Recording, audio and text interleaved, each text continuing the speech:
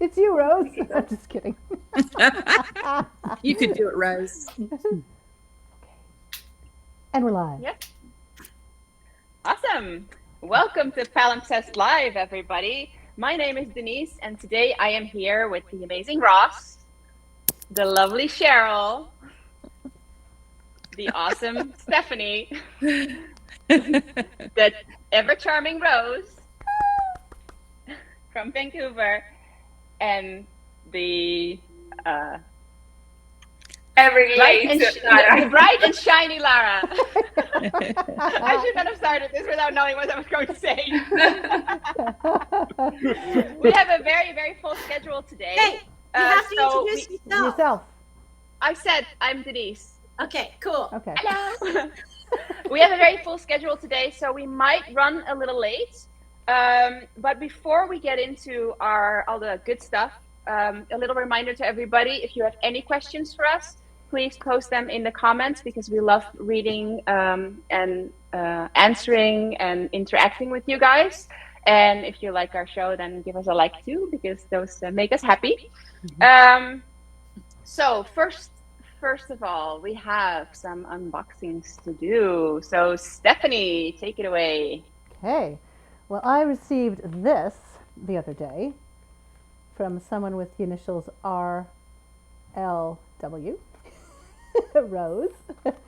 And I have not opened it. I did create a slit to ease the opening of it, but I wanted it to be a surprise. So let's see here. Oops, I don't think I made the slit big enough. I may have to tear the slip. Okay, sorry. Slit. Okay, let's see. Okay, there's... Oh. Excited. I'm sweating. From excitement. Oh, yeah. Oh, wow. Okay, now I get the...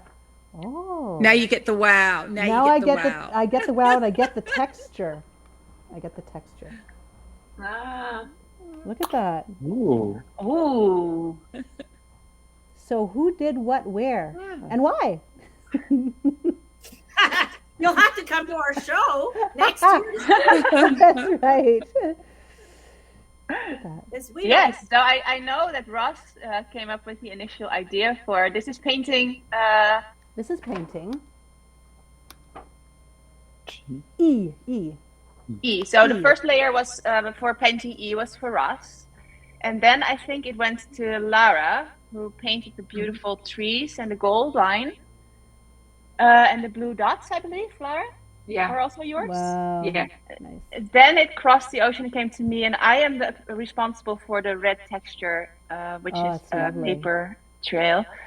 And I sent it on to Rose, who, what did you do, Rose? Did you do this, Rose?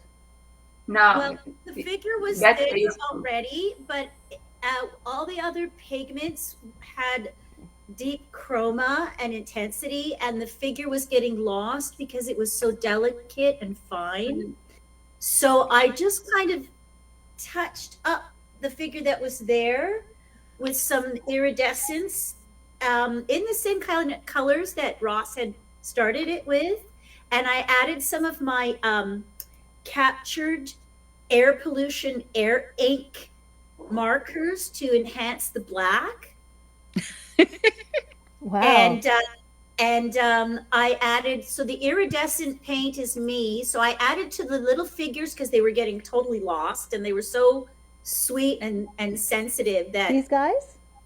Yeah, those had been started by Ross, but they were getting lost. So I enhanced them a bit so that they could stand out against the crowd.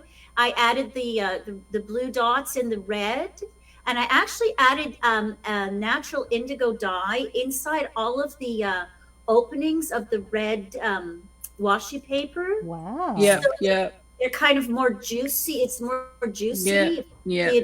In person, they kind of have a little bit more texture and variation.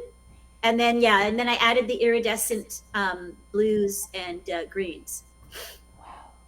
Very cool. Very lovely. Yeah. Ross, how does it make you feel to see it in this stage? It's amazing. I mean, it's so developed and Well, it's evocative. is that honestly how Yeah, you feel? it's like a telling a story. It's really evocative. Yeah. It is. It's very. Lara, what did you want to say? It's a telling a story. I can read a story. Yeah. Yeah. Yeah. It's like you can step into it. It's telling a story of an acid trip I think I had about 40 years ago. Well, you know what? Funny you say that because it is about transformation and dark to light, and often for us, anybody who's done it, an acid trip is quite transformative. So it almost captures some of those evanescent qualities of a trip. It does. Yeah, I was thinking. Yeah, I was thinking it reminded me of one of the surrealist artwork. Well, it's very especially surreal. the figure. Yeah, especially with the figure in the middle. That was well, I suppose Salvador Dali often does that with those tiny little figures in the background, like the little figures with the darker. Yeah. Yeah, so I used to have nightmares over that De Chirico painting. Do you remember it with the corridors with the little girl with the bike, and all you could see was the little girl's shadow? So Stephanie, do you have ideas about this? What you want to nothing. add? I don't want to add anything. But I will because it's part of the project. That's not an option. I know. But no, I really don't at the moment because I... Okay. That's okay. You'll have 14 days to figure it out. I'm going to meditate on it, really. Yeah, you know, it's also about, like, this one really does have a story. It's developed its own kind of narrative from the writings as well. Yeah. So maybe once you dive into that, it'll sort of speak to you differently. Yeah, I haven't read. I literally just opened this. I haven't read anything yet. So I just Stephanie, I think it. I'm sorry. It's okay. Go ahead. Well, I was just going to say it's so interesting that your new painting in your background has so many similarities to this. It's a black ground. Yeah. There's a certain level of how the paint is sitting on the surface. That's weird. The duality of the duality of it. Yeah, it's pretty amazing just on that alone. It's like, wow, how did you do that? That is interesting. I'm kind of getting chills about that. Yeah. Goosebumps. But this is a work in progress. It's a total work in progress. So it's like actually as is this, but this is much more progressed. So now, what is that in the background? Is that a Pisces or a Gemini? Yeah, Pisces. This one's called Pisces. Yeah, I was Moon. thinking Gemini also. I like the idea Because that there of were the- twins also, yeah. and then Yeah. Okay, Back to so this. I know we are having a lovely conversation about this painting, but I know there's more coming. So Yes. Rose, you have another envelope for Beautiful. us. Yes, and I too saved it for a surprise for myself as well as for the folks at home. So let's find the natural point of entry here. We could do a whole thing with this, couldn't we, forever? Do you remember? There's whole channels of unboxing, Cheryl. Yeah, do you remember back in the days, people would wrap up a big present and you'd have it at a party and you'd all take a layer off. It's It would be sort like a piece of gum or something. Yeah. Yep. That's it. Oh yeah. Wrapped with a beautiful ribbon. Ribbons are the best. Oh, it has its passport. Oh my god! Oh, Love. Okay, let me pull this off. Yeah, cool. You will all be. Everybody will have one. Yeah. Da. So Cheryl, right. that's probably what you have. That's waiting. For you. lovely. Official. Oh my Yeah. Oh, I gosh. love it. Okay, so we have to talk about this a little Country bit. of Because origin. we have to talk a bit about this a little bit because you might wonder why it is so big, Rose. Because this is supposed to be a passport for each individual larger painting that we will be starting. And accidentally, when Stephanie put it together, she added all the pages for each artwork in there. So you will see there's a duplicate of all the pages. Like there's, it should have been like just the first let's say, what is it? The first 10 pages it would have been for the one painting. And then on Everyone page got 11, Lara's. Everyone Yeah. got Lara's. Lara, your name is So- in front. what I wanted to suggest we do is that we cross out all the names, Yeah. and that instead of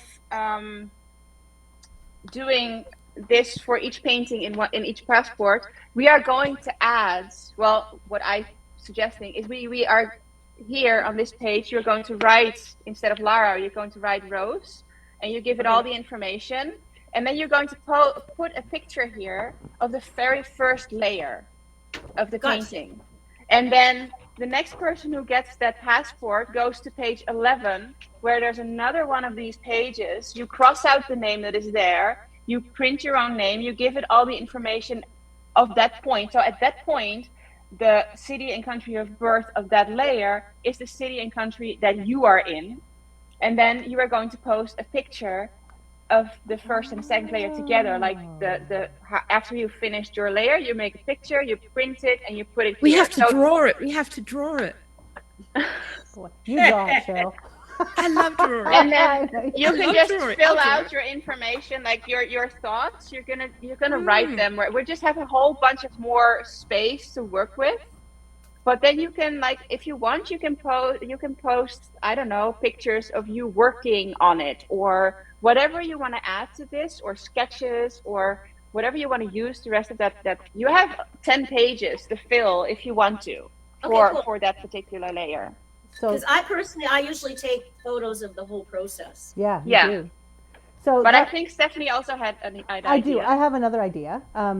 Because so what happened was, in assembling these, like, I had to do everything. I had to do it all by hand, right, and print the papers on my own printer. So there are pages that are not well centered, but it's just the way it is. I'm sorry. That's I the like best that I even could do. better. Okay. Me too. Great. Okay. So, Yeah. and so the initial intention was for each passport to only have, like, this many pages as opposed to all of these, because, you know, we were just going to talk about that one painting, right? However, what I was thinking was, for example, this would be the passport that goes with Lara's painting, or the painting, sorry, that Lara starts, say painting A. Once it's finished, so we do take pictures, you know, like the same as we're doing now, we take pictures of our layers once we're done, but we have them digitally. Once the painting is finished, we paste a printout of the finished painting here, and we basically include all the paperwork behind it. And then for the next section, which is basically a duplicated section of that first section, sorry. Page 11. Yeah, here. So see, it's the same thing as here, and there are a bunch of pages in between here. For this one is the next painting, like the next one, so that the collector who buys whichever painting, so all of these would be identical, all of these would be identical with pictures of each and every painting within them, but the painting that goes along with this is what would be on the first page. Because this way, when the collector buys a painting, he or she gets all of the intentions, all of the photos of all of the other paintings in the same passport. So that's my idea. I didn't articulate it very well, but anyway, that's what I was thinking. So It becomes Let's go more of about a memento of not just the individual piece, but the collection. Exactly. Mm-hmm. Because if I'm a collector, I would be like, oh, and I actually have, like, this was the project, and I actually have pictures of all the paintings in here. So, Yeah. but that does require us to afterwards transcribe a whole lot of writing or in photocopy these it, passports. photocopy it and paste it Yeah. on the pages. That's the only thing. Yeah, it does. Yeah. So what do we think? Because there's two ideas how we can handle the. I think that in one personally, idea, we have that it becomes Okay, we can talk at the same time, Rose. if we do something like that, the passport becomes an artifact in its own right, a crafted artifact in its own right. if you what? In my opinion, it's added value, but yeah. If we do, as you said, whether photocopy or hand transcribe, depending on who's doing each one, each passport then also becomes a crafted artifact. Yeah. But it would be in either case, because if we would use it as a passport for all of the layers, it also would be a crafted item. Yeah, but whether it's individual piece or collection. I don't understand. Sorry, I don't understand. So the two options are one, each passport is for each painting. So in each one there will be the different stages of the painting. Mm-hmm. In the second option, in each passport there are the final painting for every painting, including all the written paperwork. In my opinion, it's a passport for the painting, not for the collection. So it's like to have a passport for the family, and so it doesn't fit. You have a passport. Sorry, I thought I turned that off. Wow. It's like the passport for the painting, where the painting has gone, right, and has traveled. Yeah. In my opinion, I think maybe we can do something different after for every, and so put all the intention for each paintings and the stages. That would be like the idea of the book that we talk about. Maybe that's the book, right? Ross, what are your feelings about this? I like what Laura just said. That was really good. That each passport is for the painting, and then we have a book afterwards that describes what Stephanie had said. I think that would be really good. Yeah. For sale. Yeah, for Cheryl. Yeah. For sale. Yeah. So it's almost like a catalogue. Yeah. Like a catalogue, or if that makes sense, for sale. Yeah. How do you feel about it, Cheryl? Yeah. Yeah, it's great. Yeah. Yeah. What? So the first idea or the second idea? Oh, I'm fine with either. I like the idea of I do like the idea of selling a catalogue or a book to people. Yeah. So that was my idea. Was basically already Lara's idea, which I didn't realize. So yeah, I'm fine. Like that's absolutely cool. Like one passport per painting. Yeah, that only talks about that. Do you agree with that, or do you have other feelings? Yeah, I like Cheryl's idea too. Okay, then it's decided. We will do that. Perfect. So everybody's clear on how to handle this document. Ross, are you okay? Get started. Yeah, it's just Rose just made me laugh so much. It's so funny. He's just a bit. Alrighty, so we can discuss any questions about the passport separately. But for now, let's move on, because we have an important topic to discuss. Cheryl brought something to the table that she wants to talk about. So can you briefly tell us, Cheryl, what you want to talk about today?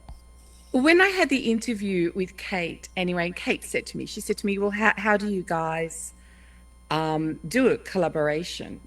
And the problem is that whenever I have been teaching or doing sets, when you have a group of creatives who come to the table, and you've all read that note, so you know where I'm sort of like heading, and especially when you have this, we're all over the world, some of us haven't met, and when Kate was asking me, and I said to her, well, I don't really quite know. I said, we haven't really gotten there, and she said, well, when you know, would you let me know?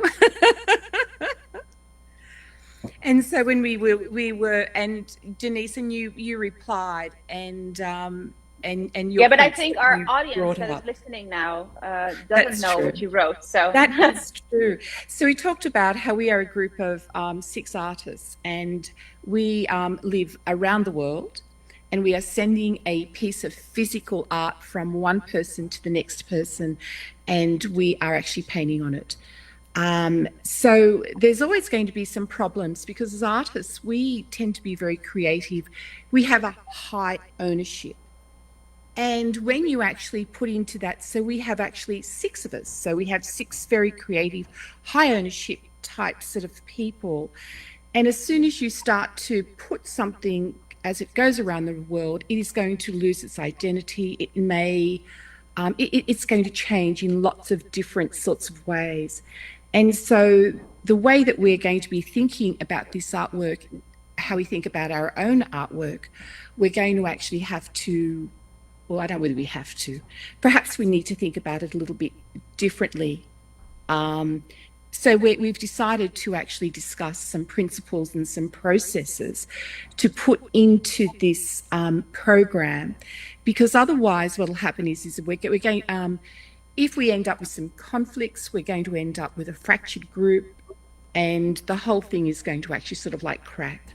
And because we need to come to the table with all of us to decide on what our processes are, so that we can actually keep this group together, we can keep everybody, well, together and on the same artwork, on the same page. Mm-hmm. So, yeah. Okay, I think that's a very valid point that you make, and I think it's very important to discuss this. Now, before we get into discussion, I know that Lara has something to say about this. I first of all want to mention that I want to make sure that we all know that this is a safe space, and up until this point, we've always been very, very positive about whenever we open a painting. It's all been sort of a big love fest, and I'm pretty sure that deep down inside, each and every one of us has had moments where we were like, I might have done that differently. And I feel, and I know there's other people in this group that feel that it might be beneficial, not just to ourselves, but also to the project, for us to actually express these feelings, and maybe not always be super positive, but also being able to give some criticism. And of course, we have to make sure that we don't hurt each other's feelings, but we're all adults. We all have dealt with being criticized about our work. So I think we should be able to tell each other when we're not 100% happy with something, and that we should be able to discuss that, right? Yeah. Mm-hmm. Without this whole group falling apart. Yeah. I hope. It is delicate. So Lara, with this being said, I know this is very difficult, and it's a very difficult topic, but I know you had something to say about this situation. So the floor is yours. The situation that was uncomfortable for me, it was related to the painting that I started. And I know that probably it's something that it's not right in the idea of how we proceed in this group. But I felt in the last stage of the painting that I started, I felt that, for example, in the eye that you, Cheryl, put in the portrait didn't fit. And that's something that, and I know that it's very difficult to paint an eye from your imagination. It's something that doesn't exist. There was black. I want to say also that the black in that side was on purpose and was related to my to the intention. Sorry. The intention. Yeah, thank you. But and I needed to tell you, to tell about it, because I think that I didn't fit in that painting. I'm sorry because I'm saying that. I know that probably wasn't something that I should say, but I needed to say that. Cheryl, what do you want to say about that? I don't know what to say about it, really. Do you mind that she said that? No, that's Lara's intention. I understand that.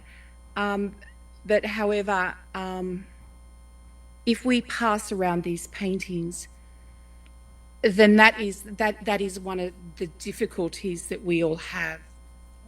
of where do we go with the painting. Yeah, yeah, Ross. Well, one of the things that I do is I facilitate a process painting workshop, and we have studio rules, and one of the studio rules is, it's really the first one, is no comment. And so in some way I'm feeling like, well, you know, if that's what Cheryl put down, then that's what Cheryl put down. And you know, it might not have fit to Laura's eye. I'm just making a comment about this in context of an idea of no comment. But the process is what the process is. So I don't know if a critique in a way is helpful. But I think that the thing that Cheryl might have, I had a little difficulty understanding your original intention, Cheryl, from your discussion with Kate, but my understanding was the ground rules for how we might proceed as process. And so maybe, I mean, I'm totally reaching here. Maybe, Laura, what you had seen was that there wasn't a ground rule that respected something that you thought was the most important part of what you had, the most important marks that you had made, that then you would have liked to have seen carried through. And so, I don't know, is that sort of like helping us to get there, or is that am I totally I don't know. off? It's like a sensation, and I thought a lot about talking about it, because I agree with what you said. No comment. I agree totally with that. But at the same time, we are here to talk about what we feel also in the intention. Is not something that is just related to the outcome of the painting, but also about our feeling. And so I don't know if maybe in some way it's correct to say not comment, as you said. And for example, I think that painting is a kind of art that you have to be free to do what you feel. But in the same time, we are here together. We are doing something together. We have like to match together. And probably we have also to learn together too. And is it correct in the process that we are doing, not saying something just to be kind and polite, if it's not what you are feeling? This is a question. I'm wondering if it's also out of respect for the former, the former artist, the artist who put the layers on previously. No, I don't think out of respect. I don't think. I think that we are trying to do the best that we are doing, but sometimes if we feel that something is not fit, why don't tell it? I'm not saying that I don't like Cheryl's art. Obviously, she's a great painter. She's a great artist, and but it's my opinion in that painting that I don't see the eye. Probably because I'm really obsessed with the eye. My painting, I'm really, really obsessed, because when I paint the eye, I work on them many hours, and I need to see the eye that are watching me. So also for this reason, probably, and in the original painting, there was the eye on the other side. I put it black on purpose because it was the dark side of each one. But was my intention. It was something that I had inside that I had to express, and I hope that it's done and not hurting anybody. It's not my intention to hurt anybody. But I'd just like to say that I think that this process that we're doing, it's like a dance. It's like a dance between 6 people. Like when you're on the dance floor, you have to learn the other person's little idiosyncrasies or their little signals to know where to go and how to move in unison. And that's what the test paintings were all about for me, was us kind of going through the process of learning how to dance together. And on that level as well, this is supposed to be about us expanding our previous limitations as artists, as people, as collaborators. So I think, as you say, yes, we do need to know how each other feels. Otherwise, we're not going to grow from this experience. If we just are all polite and hold everything in, we are not personally growing from having this collaboration. It becomes something that's difficult to navigate instead of a dance in a 6-way partnership, which is what we're learning. I don't know that any of us has done this before. I've done it on a certain level as an expressive arts therapist. And when you lead more than one person in a creative activity, you do have to learn how to navigate people's egos and expectations. But as we're speaking, if we have our ground rules in place, and if as we go forward, we know that Lara is obsessed with the eye. I mean, knowing that, I probably would create a situation where you have more eyes to focus on personally, because this is part of our dance of getting to know one another more intimately as people and as artists. So I think it helps us grow and push beyond our existing boxes, which is what I got involved in this for in the first place. Ah, well said. I think it may be really helpful if we, instead of, because up until this point, we've always talked about these paintings when we opened them and when we looked at them, like just now it happened, but we said, oh, this is Ross's painting because Ross is the one who started it. And when we talked about Lara's painting, the one that we were talking now, where we say, oh, it's Lara's painting.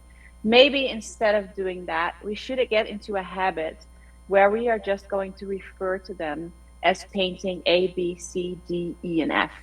Because at the moment that that painting leaves your studio, it is no longer my painting or Rose's painting or Lara's painting or Ross's painting. It is our painting. So by not referring to it as always as Lara's painting or Ross's painting, we might step away from that sense of ownership that Cheryl was talking about. Yeah, surely. Yeah, when we were talking about, when we talk about the painting, and we in this painting in particularly, I know that when we open, I don't remember who said this is Lara painting, and probably it was made me feel so uncomfortable because I wasn't feeling like my painting. It wasn't my painting. Right. And it's not your painting. No, that's right. No, it's our painting. It's not, but we continue to talk about Lara's painting. Mia's painting, definitely, because the band is Stefano painting, the girl with the bicycle is Denise painting. So also before, when we open Ross painting, talk about it. But probably I felt this way because I wasn't feeling like my painting, that one, and that might have made the feeling stronger at the time. Calling it your painting, the language. I think it's a small change that we can easily make, where it might resolve some of the issues, and it also makes it maybe easier to talk about the things that we not always find as appealing as we would like, maybe. And the other thing Sorry, go ahead, Stephanie. Sorry, there is a way, of course, of providing critique without condescension, without, hurting someone's feelings, because it's not about the person who did it, it's about what's there, right? So I'm just throwing that in there because I know I personally have a difficult time giving critique because I'm always worried about that I'm going to hurt someone's feelings and I don't want to. And so it's almost like that dialogue is going in my head, like, oh, don't hurt their feelings, like, okay, careful, don't. So it's a way of kind of navigating that inner talk and what needs to be addressed. Well, in that state, when I went back to university as a mature student, I really did find many people were at a real loss because they hadn't been given the foundations of the elements of design, the language of the elements of design. I actually have a write-out from way back in the 80s where you use the language of the elements of design. You don't use other things when you're doing a critique. So you talk about balance and rhythm and contrast and symmetry and asymmetry and you don't say I like this because it reminds me, which is what I had to sit through at Emily Carr for 4 hours at a time. Oh, it reminds me of my mom's soup. That doesn't do anything to help me as an artist at all. I don't care about your mom's soup. I've never seen it. I will never see it. And it's not relevant to me. And I don't care about your personal opinion. And I had to sit through hours and hours of that. And yes, that is grinding. It grinds at your soul. But if we can decide.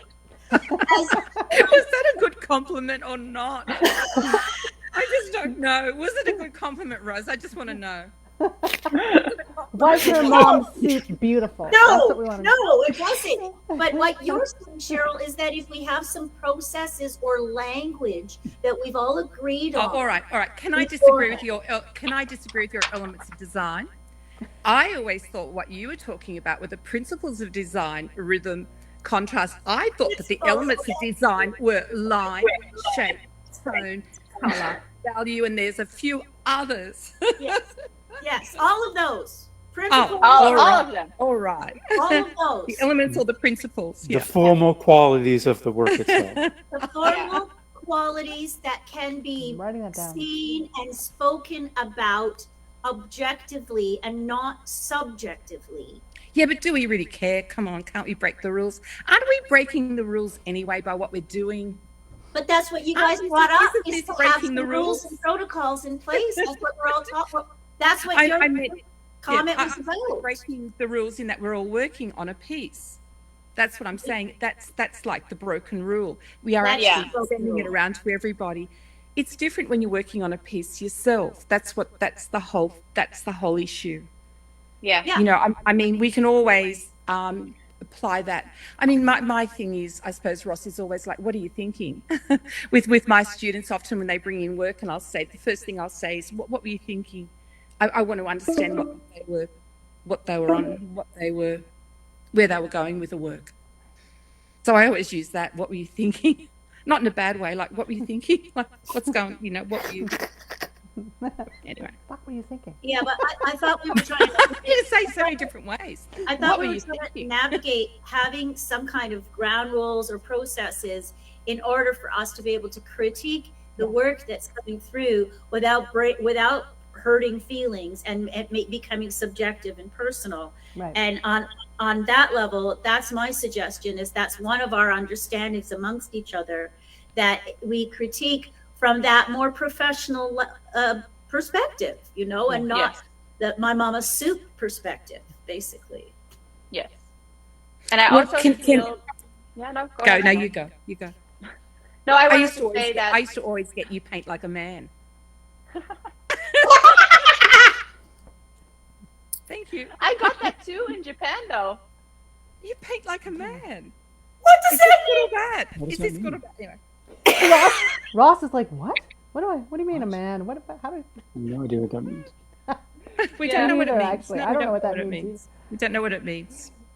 No, but I wanted to add that I think that by adding into the passport a photo of every layer and having clearly stated who painted which layer will help take away that sense of ownership from the entire painting. Yeah. And it will also show to the world exactly who did what, which might make it easier if one of us feels very strongly that something doesn't really fit the painting that they initially started, that they can say, oh, but that's okay, because everybody can see that this is my idea, and then this is what somebody else added. Later, Mum. 9 o'clock. No. Okay. And therefore, I wanted to suggest that when we are doing our exhibition, that for these tiny test paintings, we create a series of little giclée prints of every single layer of the painting in exactly the same size as the original, and then display them as a series instead of just doing the single painting, because I also think it's an interesting experience for people to see that progress of the painting. Very cool, Denise. I think that's a great idea. Have to fast? No. That invites the audience into the process. Yes. And it resolves that where Lara was struggling with, somebody has added something to my idea that I don't feel belongs to me. Yeah. It's very clear at that point that it doesn't belong to her, because it's clearly some part of somebody else's addition. Which makes it more clear also for our audience that this is not Lara's painting. This is a painting that was painted by 6 artists, or 7 in this case. Yeah. Yeah, and also, So, I think, as you said, the language makes a difference. And if we're just identifying the painting as A, B, C, D, or E, it removes that sense of ownership, because, I mean, I didn't feel any ownership after the one I started after it left. Because I painted it knowing it was supposed to change and hoping that it would. So, but and I I tried to leave mine really wide. You did. Yeah, you did. Yeah. I tried to leave like a space for everybody. Yeah, probably my problem was because was my daughter in the subject, and this made it more personal. too personal. So probably in the next one I wouldn't put my daughter. Oh, I'd like to speak to that for a second then. So when I received the painting that Lara started, painting River, it I had like fire and I really had a strong sadness that I was putting like this kind of apocalyptic imagery along with this picture of Lara's beautiful, wonderful daughter. And I felt so like I'm betraying something, but it was also like the most honest thing that I could do. Like it just came to me. It's like I had to do that. I didn't have a choice really about doing that. And where was I going with that? That's sometimes it's just whatever, we just see it or it comes to us. Yeah. And sometimes also when a work isn't working at all, I mean, I just know this from my own practice, right? It's like I've got to like blot this part out. I've got to like smush this thing over here, and like, okay, now there's something a little bit more interesting happening, and I can kind of be malleable with it.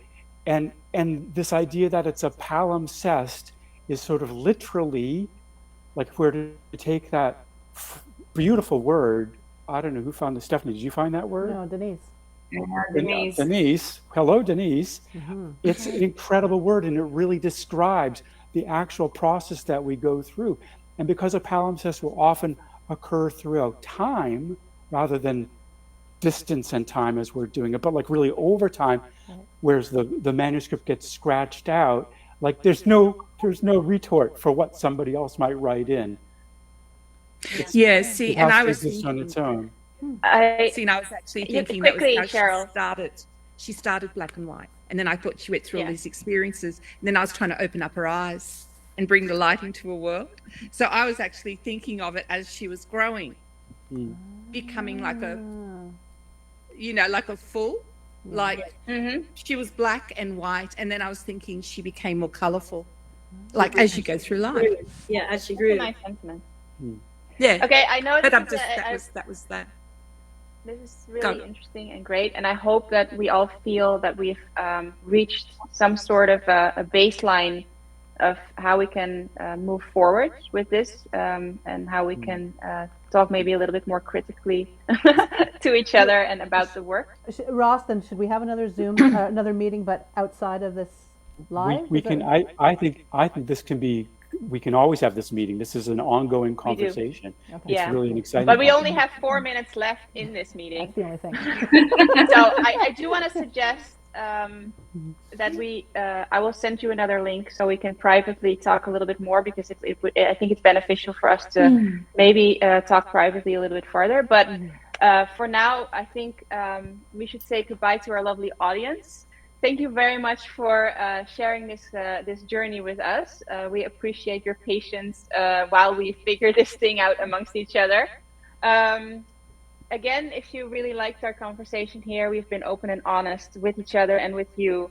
Please give us a like, and if you have any questions or comments about this conversation, please don't be shy. We share all of our feelings. Please share yours with us in the comments. And we are always excited to read if you have anything to add. And then without further ado, we want to wish you a lovely evening, and we will see you next week. Bye. Bye. So Bye-bye. Denise, Bye-bye. I go to Facebook and I stop streaming, right? Yes, you do. Thanks, Stephanie.